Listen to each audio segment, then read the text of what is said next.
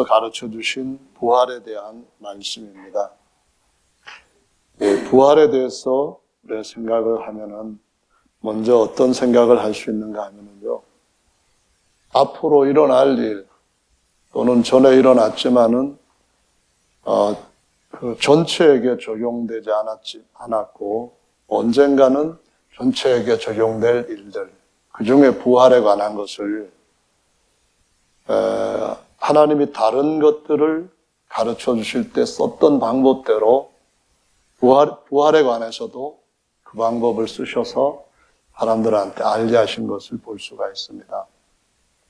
땅에서 일어나는 여러 가지 일들을 그림이나 모형으로 사용을 하셔서 하늘에서 일어날 장래일 또는 영원한 일을 보여주셨던 것처럼 부활도 그런 것인데요. 구약에도 보면은 부활에 대해서 실제적으로 우리가 주목해서 상고해야 될 말씀들이 꽤 있습니다. 그 중에 한 가지가 엘리사가 사람을 부활시켰던 사건인데요. 엘리사는 엘리야의 후계자로 이스라엘의 선지자가 되었습니다. 북쪽 이스라엘 나라로 나눠졌을 때에 엘리야가 선지자 일을 하다가 이제 더 이상 못하겠다 해서 하나님 앞에 피신을 하니까 하나님이 그러면은 엘리사로 너의 일을 대신하게 해라, 일을 잇게 해라 해서 엘리야가 엘리사한테 선지자로서의 역할을 물려주는데 엘리사는 엘리야의 영감의 갑절을 받았다라고 성경에서 묘사하고 있습니다. 갑절이라고 하는 표현은 하나님이 성도들한테 주시는 두 가지 굉장히 중요한 은혜, 특권을 의미하는 것인데요. 첫째로는 은혜를 뭘로 생각할 수 있는가 하면은 죄사함의 은혜입니다. 두 번째로는 뭘로 생각할 수 있는가 하면은 거듭남의 은혜입니다. 그래서 하나님께로부터 죄사함 받는 것도 구약 성도들은 그냥 죄를 덮어주기만 한 상태였기 때문에 상상하기 힘든 너무 큰 사건이에요. 그런데 신약에서는 예수님께서 값없이 죄를 완전히 말살시켜 주시는 일을 하신다는 거거든요. 그 말은 다른 말로 하면은 죄가 왕노릇한 데서부터 벗어나서 생명이 왕노릇하는 대로 이전했다, 옮겨갔다. 옛날 바벨론에서부터 약속 땅으로 옮겨갔다. 그런 의미입니다. 오늘 본문에서도 앞에 기록된 말씀에 보면은 사망에서 생명으로, 심판에서 하나님께 주시는 그런 영원한 특권으로 옮겨졌다. 이런 표현을 쓴 것과 같은 건데요. 그래서 이 엘리사는 두 가지의 특별한 은혜를 주시는 의미에서 엘리야라는 이름이 야훼는 하나님이다 라는 의미를 갖는데 반해서 엘리사는 하나님이 구원이 되셨다라는 뜻을 갖고 있습니다. 사자가 이사야라고 할 때처럼 구원이라고 하는 히브리 단어의 숫자를 따가지고 그렇게 말씀하시는 건데요. 이 구원이 되셨다 하는 의미로 엘리사가 하는 사역이 바로 하나님이 자기 백성에게 오셔서 죄 가운데서 구원하시고 성도들을 자기 아들로 태어나게 하시는 일을 한 예수님에 대한 그 사역을 이름을 통해서 보여주시고 있는 거죠. 그래서 하나님이 주시는 이 갑절의 은혜는 죄사함과 거듭남뿐만이 아니고 하나님 앞에서 하나님을 영원히 하나로 연합해서 하나님의 모든 것을 내 안에 받을 수 있는 제사장, 아들의 특권을 갖고요. 그 다음에 또 하나는 하나님이 만드신 모든 것들을 내 소유물로 갖고 다스릴 수 있는 왕권을 얻게 하시는 겁니다. 그래서 이 왕권을 얻게 될 때 영원히 왕노릇할 것이라고 말씀하시면서 이전에 있던 왕들을 영원히 제압을 해버리고 다시 일어나지 못하도록 해야 된다는 거예요. 그게 뭐냐면은 예전에는 로마서 5장에 기록된 것처럼 사단과 죄와 사망이 모든 사람 위에 왕노릇했는데 이 사망까지 그 왕을 완전히 정복을 해버리고 우리에게 다스릴 수 있는 왕권과 그보다도 큰 특권인 하나님을 소유할 수 있는 제사장권을 주셨다라고 말씀합니다. 이 갑절의 복이 예수님을 통하여서 우리에게 오는데 이걸 갖다가 장자에게 주시는 하나님의 유업이라고 표현을 합니다. 저와 여러분들은 불과 성령으로 거듭날 때에 야곱이 에서의 동생으로 태어났지만은 다시 태어날 때는 야곱이 장자가 되는 것처럼 우리 모두가 다 장자의 복을 받게 될 것이고 장자는 다른 형제들보다 더 많이 갑절의 유업을 받게 되는 은혜가 있는 줄로 믿습니다. 그래서 이 엘리사가 사람을 치료하는 일이 있었고 특히 부활에 관해서 한 것이 있는데요. 엘리사가 이렇게 하나님 일을 하면서 다닐 때에 그 지나가는 길에 어떤 집이 하나 있었습니다. 수넴이라고 하는 땅에 어떤 그 가족이 살았는데 남편은 나이가 많고 아내도 좀 많지는 않은 나이지만은 아기를 낳을 수가 없었어요. 그래서 다닐 때마다 하나님의 사람 엘리사를 집으로 모셔가지고 정성껏 대접을 합니다. 쉬게도 하고 거기서 기도도 할 수 있도록 따로 방을 만들고 음식도 옷도 아주 정성껏 그 엘리사를 위해서 하다가 한날은 하나님의 엘리사에게 감동을 주시는데 이 집에 내가 올 때마다 애기 울음소리도 안 나고 또 애들을 키우는 것도 안 보이고 그러는데 이 집에 원하는 게 뭐가 있는가 한번 알아봐라 하고 종에게 부탁을 했더니 다 있는데 아기가 없다고 하는 얘기를 합니다. 애를 낳지 못해서 너무 적적하게 그렇게 살아간다. 이 얘기를 듣고 엘리사가 축복을 하면서 당신은 내년에 아기를 낳을 겁니다. 라고 알려줍니다. 이 그림은 하나님이 아브라함한테 또 사라한테 해주셨던 그때 일하고 너무 닮았습니다. 앞으로 하나님이 나중에 자신이 낳은 아들뿐만 아니라 또 아들을 통하여서 많은 아들들을 낳으려고 하실 때 그때 이 아들들을 낳게 하시는 일이 얼마나 귀한 것인가 하는 것을 거기서 보여주시고 있는 거죠. 근데 이 여인이 그런 소리 하지 마세요. 그냥 우리 집에서 편하게 그냥 지내시다가 가는 것만으로도 만족합니다. 그랬는데 정말로 아기가 그 다음에 엘리사가 떠나고 난 뒤에 배가 불러오고 그 다음에 아기를 낳은 거예요. 그래서 너무나 감사해서 더 하나님 앞에 가까이 나갔겠죠. 근데 어느 날 일터에서 일하는데 아이가 아이고 머리야 하다가 막 숨이 끊어져 버린 거예요. 그러니까 이 수넴 여인 아기 엄마는 너무 마음이 아프겠죠. 아기가 없었다가 생겼을 때 기쁨이 정말 어느 사람들이 가졌던 엄마로서의 기쁨보다도 컸는데 그 아기가 잃어버렸을 때 다른 어머니가 아기를 잃어버린 것도 다 뭐 차이가 있겠어요? 다 아프겠죠. 근데 그렇게 특별히 기대하지 않았는데 특별한 은혜를 받아가지고 아기를 낳고 길렀는데 아기가 죽게 되니까 어쩌면 더 힘들었겠죠. 그래서 그 아이를 침상에 눕혀놓고 엘리사를 찾아갑니다. 가서 그가 언제 아기를 낳게 해달라고 했습니까? 그런데 왜 하나님이 저의 죄를 생각나게 하셔서 아기를 데려가게 하십니까? 이 얘기를 이제 나중에 하게 되는데요. 그 집에 무슨 문제가 생겼구나 하고서는 사환을 보내는데 사환이 가는 것만으로는 여인이 만족하지 않고 엘리사를 가게 합니다. 엘리사를 오게 해서 결국 엘리사가 집에 와보니까 아기가 죽어서 침상에 놓여 있는 거예요. 우리가 하나님 앞에서 어떤 복을 받는 것은 정말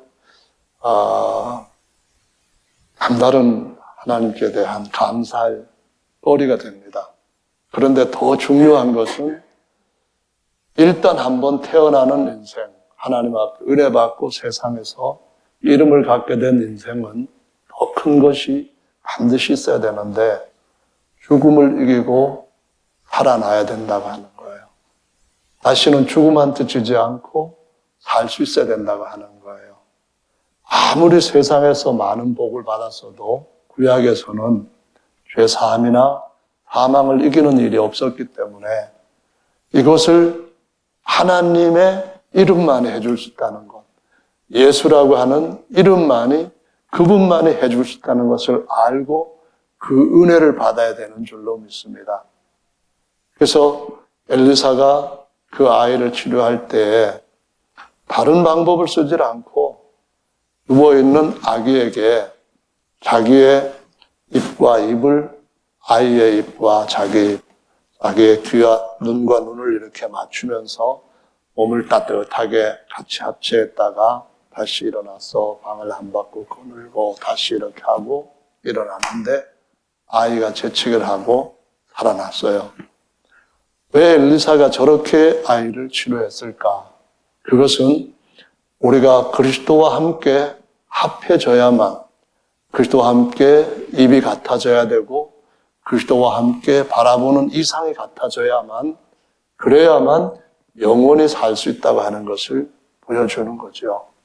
여러분은 뭘 보십니까? 여러분의 시각은 땅에 있는 이스마엘과 같은 그러한 하나님의 육체적 복을 받은 사람의 삶의 목적, 삶의 현실을 바라보십니까? 아니면은 어두움 가운데서라도 하늘의 별과 같은 영원히 하나님과 하나가 되어 연합될 그러한 삶의 목적을 눈을 들어서 바라보십니까? 부활이라고 하는 것은 하나님께서 주시는 영원한 생명이라고 하는 것은 사망을 영원히 이길 수 있는 능력이라고 하는 것은 바로 그 목적에 이르러야만 됩니다.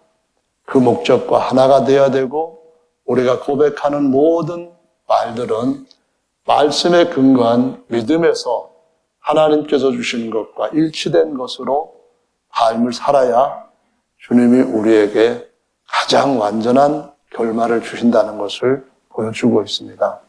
그래서 어느 때든지 예수님이 하시는 말처럼 그 말씀을 여러분 입에 담으시기를 바랍니다. 그 입으로 그런 말씀들이 나오는 삶을 꼭 지키시기를 바랍니다. 우리의 혀는 우리의 인생의 수레바퀴와 같아서 우리를 어디로 이끌어갈지 우리 입에서 나오는 말이 마치 말을 어거해가지고 끌고 가는 제갈처럼 우리 인생을 우리가 말하는 곳으로 이끌어간다고 가르쳐 주시고 있습니다. 엘리사가 그렇게 해서 그 아들을 다시 수냄 여인한테 주었을 때 처음 기쁨보다도 더 충만했을 것이고 하나님을 더 신뢰하게 되었겠죠. 저와 여러분들도 가장 중요한 것은 부활한 삶을, 부활한 속사람을 따라 사는 삶을 붙들어야만 된다는 것입니다. 그것이 굉장히 중요하다는 것인데요. 열왕기 13장에 가보면은 엘리사가 이제 죽었어요. 무덤에 장사되어져 있습니다. 근데 이스라엘 나라에 적들이 쳐들어왔어요. 전쟁에서 사람들이 막 죽습니다. 그런데 전쟁에서 죽은 이런 군사들의 시체를 어디 그냥 전장터에 그대로 둘 수 없어가지고 급한 김에 이렇게 막 치우겠죠. 근데 그 중에 어떤 사람들이 장사를 지내려고 하다가 존장이 가까이 그들 옆에서 일어나는 것을 보고 그 장례를 제대로 치우지 못하고 엘리사의 무덤에다가 시체를 던져놓고 도망을 가는데요. 죽은 엘리사의 시체에 죽은 사람의 몸이 닿았는데 살아난 거예요. 살아나가지고 다시 막 나와서 도망을 가는 거예요. 그럼 이 사건은 뭘 우리에게 보여주시는가 하면은요, 엘리사는 죽을 때까지 죄 없이 함을 받은 사람이 아니었습니다.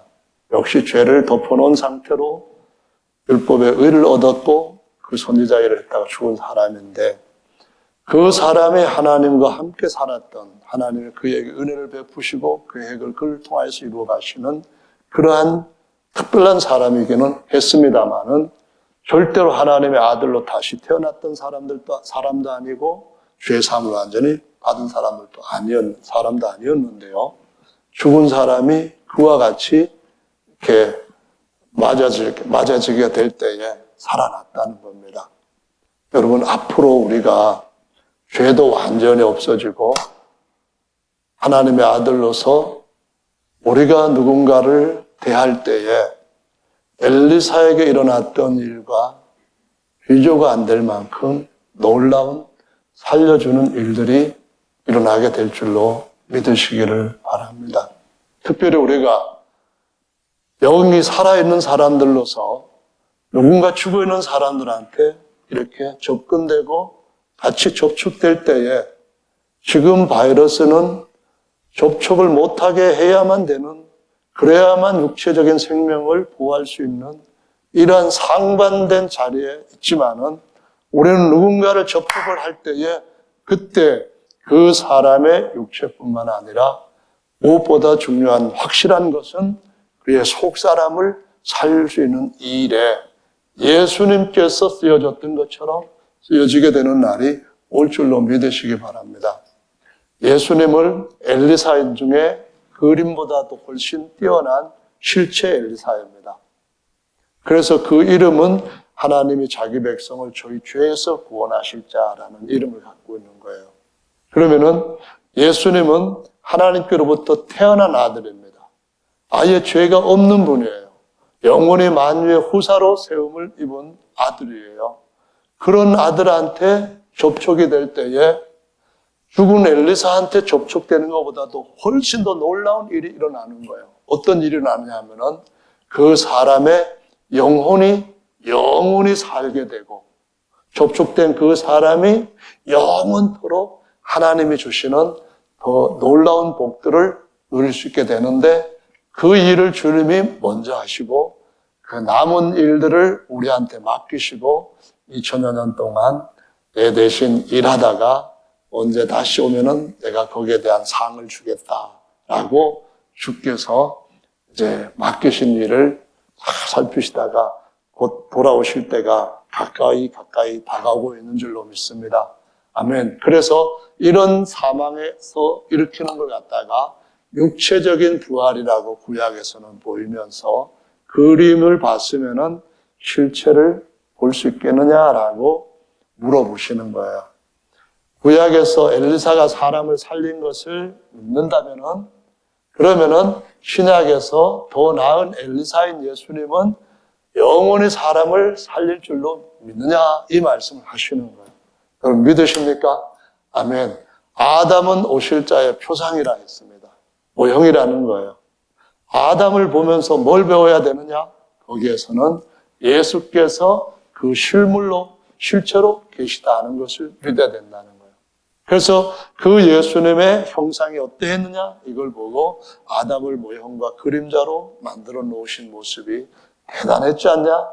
이 대단한 것이 잠시 후에는 실물처럼 될 것이다. 이것을 배워야 된다는 거예요. 그래서 오늘도 우리가 그런 일들을 주님 앞에서 배우면서 예수님이 새 언약을 세우시기까지 진짜 부활의 생명의 영을 우리한테 부어주시기까지 사람들 살린 예를 세 가지 특이한 경우에서 볼 수가 있는데요. 하나는 야이로라고 하는 회당장, 유대인의 회당장의 딸이 그만 죽어가고 있었는데 아버지가 예수님한테 와가지고 급하게 와가지고 제 딸이 지금 죽어가니까 오셔서 좀 고쳐주세요 하고 유대인 회당장인데 자칫하면은 유대교에서 출교당할 수 있는데 자기 딸 생각하고 와서 사정사정을 한 거예요. 예수님이 가십니다. 가는데 그 사이에 그만 예상치 못했던 그 이상한 일이 생겨버린 거예요. 어떤 일이 생겼는가 하면은 12해 동안 혈류병을 앓던 여자가 예수님이 가신다는 얘기를 듣고 몸이 엉망이 된 상태로 겨우 기동을 할 수 있을까 말까 하는 그런 힘없는 사람인데도 불구하고 내가 가서 예수님 옷자락만 만져도 내 병이 낫겠다. 세상의 의사들은 돈만 다 받아가고 몸은 망가질 대로 망가져서 더 이상 망가질 뿐도 없이 겨우 생명이 부시되고 있는 판인데 내가 예수님 옷자락만 만져도 낫겠다. 이 믿음을 갖고 그 많은 군중들이 에워싸고 밀고 그러면서 가는데 따라간 거예요.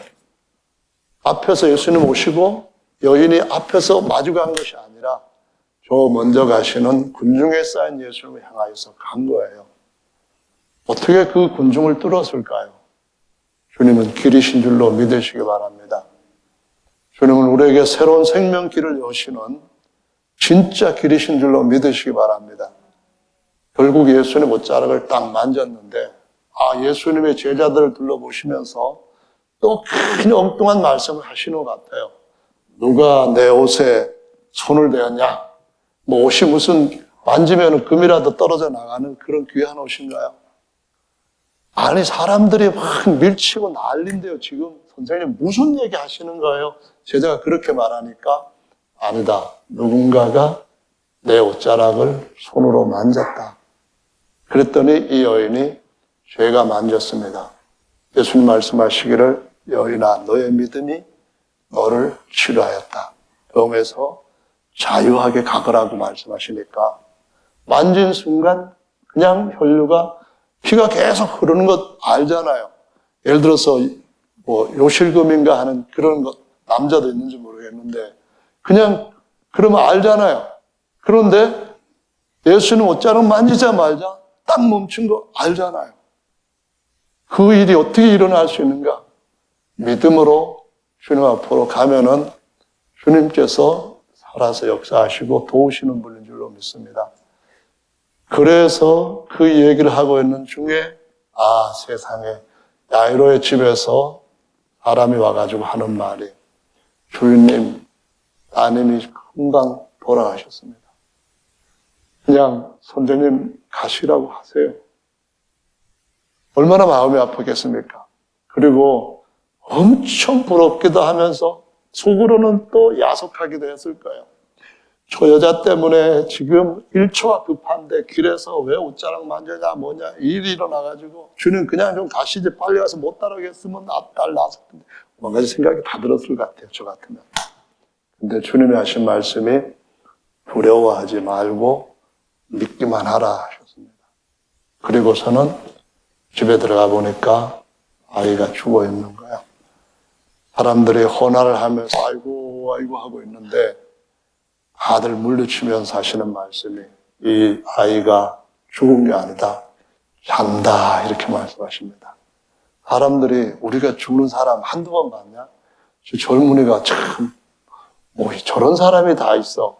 그러면서 수군거리는데 다 물리치시고 제자들 둘과 그리고 그 부모만 들어오게 하고 발리다굼 하십니다. 무슨 뜻이죠? 아람어로 소녀야 일어나라. 소녀야 깨어서 밥 먹어라. 그 말입니다. 아이가 그냥 잠자다가 일어난 것처럼 일어났어요. 그래서 이 아이에게 먹을 것 좀 주시오 하고서는 예수님께서 그 아이를 치료한 상태로 부모에게 안깁니다. 주님이 하시는 말씀은 부활의 주님이시라는 거예요. 아이야 일어나라 하는 것처럼 주님께는 사망이라고 하는 왕이 아무것도 아니라는 거예요. 그 주님이 우리한테 우리가 그분과 같이 마주치면 그분이 살아있는 그분한테 우리가 가서 옆에 스치기만 하면 주님이 우리를 영원히 살게 해주신다는 그림을 다 그려놓으신 거예요. 아멘입니까? 할렐루야. 아멘. 한 번은요, 누가복음 7장의 말씀에 보면은 예수님께서 어떤 무리들이 막 통곡하고 지나가는 데를 이렇게 마주보고 계십니다. 무슨 얘기냐 하면은 어떤 과부가 아들 하나 청년 믿고 그냥 어렵게 살아가는데 아들한테만 소원을 갖고 소망을 갖고 살아가는데 웬일로 아이가 죽었어요. 그래서 장사 지내려고 관에다가 메고 갑니다. 가슴이 찢어지죠. 정말 이제 뭘 믿고 살까? 내가 사는 의미가 뭘까? 하면서 정말 그 안에서 피를 토하는 통곡의 고통, 신음, 울부짖음 뭐 이런 것들이 거기 곡하면서 따라가는 무리들 가운데서 퍼지는데 예수님이 딱 멈추십니다.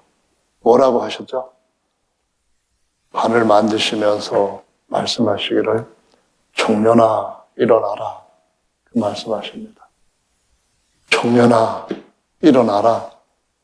인생길은요 누구나 예외 없이 주님 보시기에는 죽어있는 인생입니다. 속 사람은 죽어있고 언젠가 어디서도 모르게 우리 나그네 길에서 호흡이 멈출 것이기 때문에 인생을 두려워할 게 이유가 뭐냐 그 말씀하시면서 인생은 수에 칠 가치도 없는데 코에 숨이 들락거릴 때만 사람인 것 같지만은 사실은 흙으로 돌아가고 있는 하나의 흙덩이에 불과하다고 말씀하십니다. 네, 그 인생에게 주님 말씀하시기를 청년아 일어나라 라고 말씀하십니다. 그 청년이 죽어있던 청년이 벌떡 일어나서 주님을 따른다는 것을 기억해 보십시오. 여러분, 우리의 모든 삶이 주님께서 장차 우리에게 주실 영원한 생명이 무엇인가를 계속 보여주시는 과정이라는 것을 생각을 해야만 됩니다. 아멘. 야, 이번에는 또 좀 더 진보가 되었어요. 어디까지 갔는가 하면은 예수님이 정말 사랑하던 세 남매 집이 있어요. 같이 사는데 부모님 없이 고아로 사는가 봐요. 오라비가 하나 있고 동생, 여성들 둘이 있어요. 예수님이 고아의 아버지라고 하는 말씀처럼 엄청 사랑하신다는 것을 주변 사람들도 다 알고 요새 오누이는 더 잘 아는 거예요. 근데 나사로라고 하는 오라비가 병들었대요. 병들었기 때문에 예수님이 필요한 거예요. 평소 같으면은 일주일에도 몇 번씩 오셨던 예수님이 기다려도 안 오시는 거예요. 제자들을 통해 가지고 우리 오라버니 병들었습니다. 선생님 병들었다고요. 아시죠? 오라비 병들었는데 중해요. 그런데도 안 오시는 거예요. 사흘이 지났어요. 장사를 지냈어요. 나흘째 되었어요. 예수님께서 냄새가 나는 그 나설의 무덤으로 찾아오십니다. 썩어서 냄새가 난다고 하면서 그 돌로 무덤 앞을 막아놨었는데 요거를 옮기라고 하는 말씀을 하시는데 벌써 냄새가 납니다 라고 거기에 나오는 두 여자가 마르다와 마리아인데요. 믿음이 좋았어요. 그때 믿음을 예수님께서 칭찬하셨는데 마리아는 마리아대로 칭찬받고 마르다는 마르다대로 칭찬을 받아요. 마르다가 어떻게 칭찬을 받냐 하면은 내 오라비가 살 것이다 그랬더니 나중에 부활 때 제 오라비도 살 줄도 압니다 그랬는데 예수님 하신 말씀이 그때 말고 지금 살 것이라고 했다. 나는 부활이요 생명이니 나를 믿는 자는 죽어서도 살 것이고 무릇 살아서 나를 믿는 자는 영원히 죽지 않도록 살 것이다. 그랬더니 이 말을 내가 믿느냐? 이 말을 한 나를 믿느냐? 말씀하실 때 주여 내가 믿나이다. 주님은 세상에 오실 하나님의 아들 그리스도인 줄로 믿나이다. 이 대답을 마리아가 한 것이 아니라 마르다가 했다는 말씀이에요. 예수님이 계속 왔다 갔다 하실 때에 나사로가 왔다 갔다 하는 것과는 나사로가 아니라 엘리사가 왔다 갔다 하는 것과는 다르게 하나님의 더 큰 은혜가 있는 줄로 믿으시기를 바랍니다.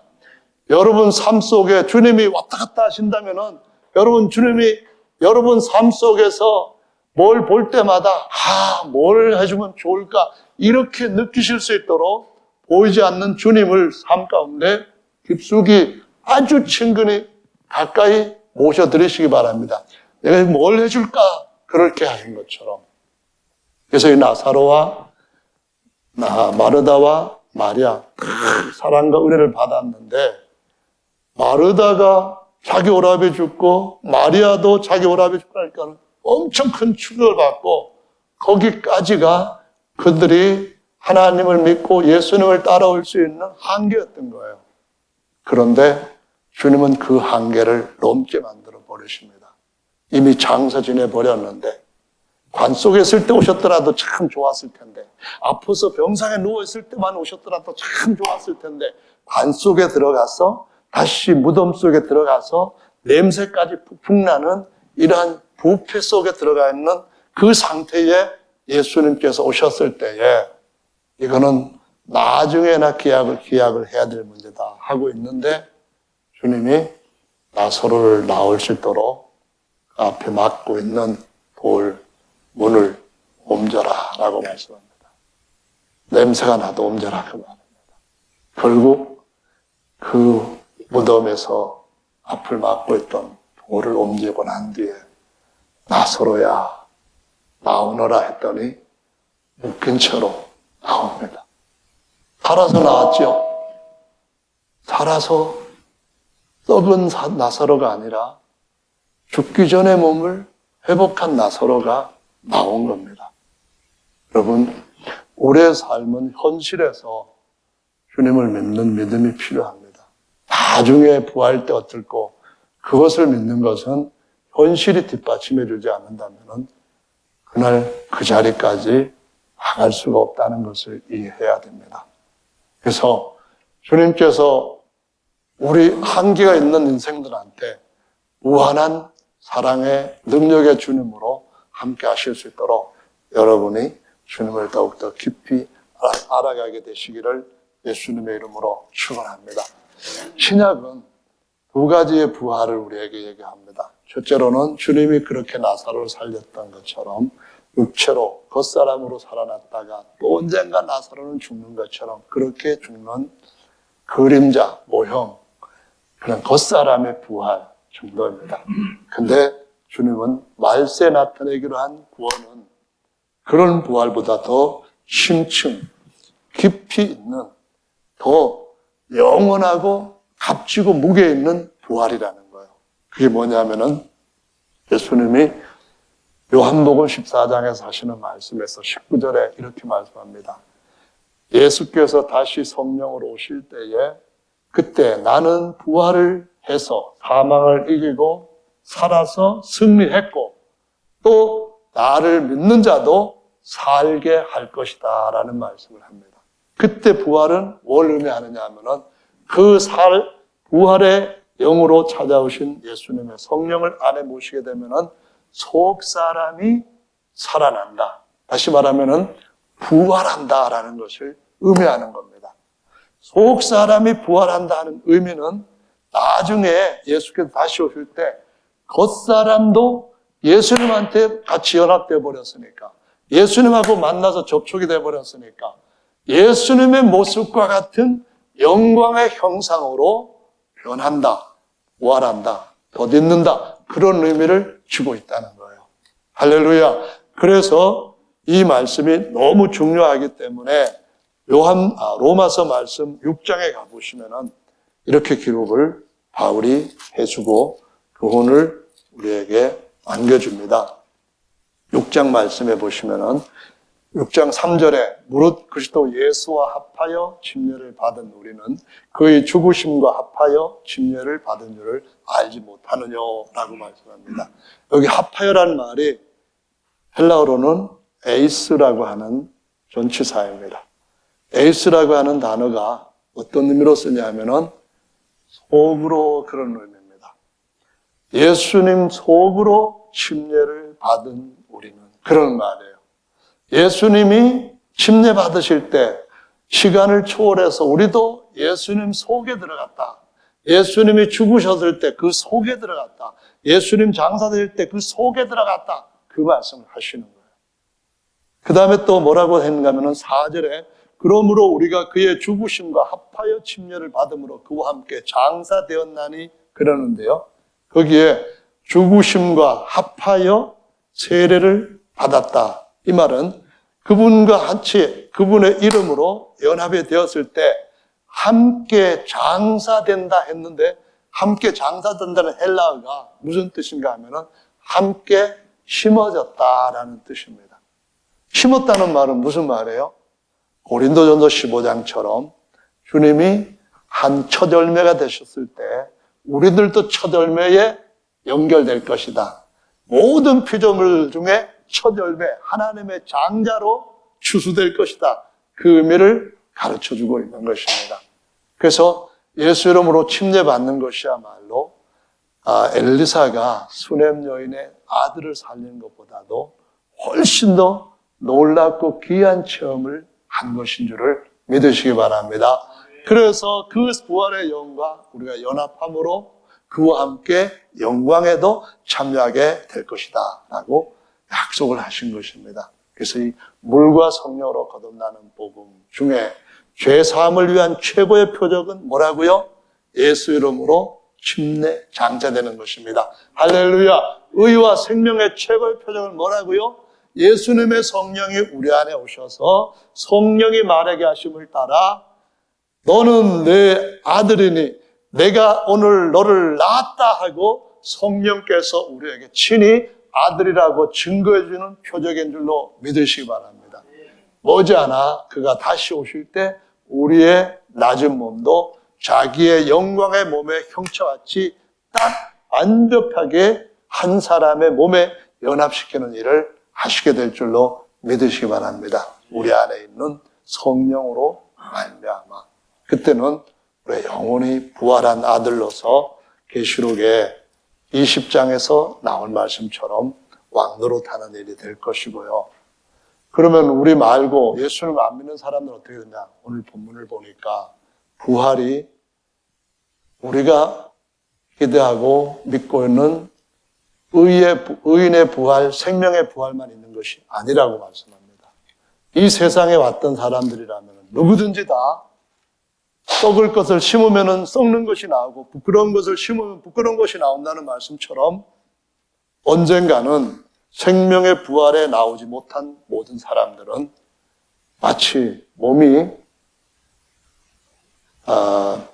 이렇게 막 지체들이 떨어져 나고 일그러져 가는 그러한 운동병에 걸린 것처럼 그렇고 추악스러운 모습으로 부활할 때가 온다고 가르쳐주고 있습니다. 계시록 말씀 한번 찾아서 읽으시고 오늘 그 말씀을 마무리하겠습니다. 계시록 20장 말씀입니다. 20장 12절로 15절 말씀까지 같이 읽어보겠습니다. 12절로 15절입니다.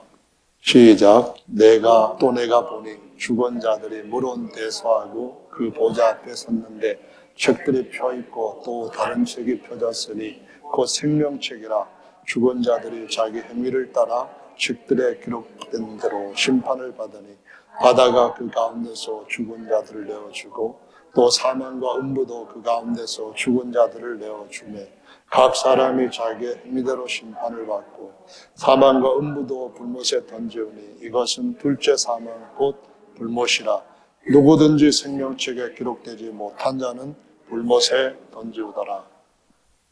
여러분, 예수님을 안 믿어도 괜찮을까요? 그냥 천국 안 가면 되지. 그것이 전부일까요? 너들은 부활 믿든 안 믿든 나와 무슨 상관이야? 나는 안 믿어. 그것이 과연 올바른 신념일까요? 땅에 태어난 모든 사람은 두 가지 부활 중에 어느 한 가지에서 나옵니다. 어떻게, 어디에서 나오는 것이 좋을까요? 영광스럽게 영원히 그리스도와 함께 왕노릇하는 거기에 나오는 것이 진정으로 복된 것인 줄로 믿습니다. 그 복을 우리 모든 분들이 더욱더 충만하게 땅에서 누리시고 그 상급대로 영원한 복락을 누리시게 되기를 예수님의 이름으로 축원합니다. 아멘. 다 같이 기도하겠습니다.